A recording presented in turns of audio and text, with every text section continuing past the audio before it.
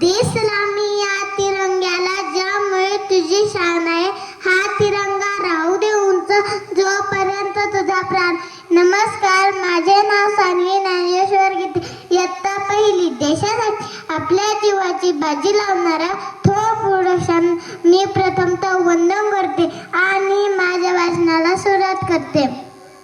मित्रांनो, आज प्रजासत्ताक दिन साजरा करण्यासाठी एकत्र जमलो. 26 जानेवारी 1950 रोजी आपल्या भारताचा संविधान अंमलात आला. डॉक्टर बाबासाहेब आंबेडकर संविधानाचे शिल्पकार आहे. चला करूया संविधानाचा आदर, ज्याने दिला आपणास जगण्याचा शिकण्याचा अधिकार.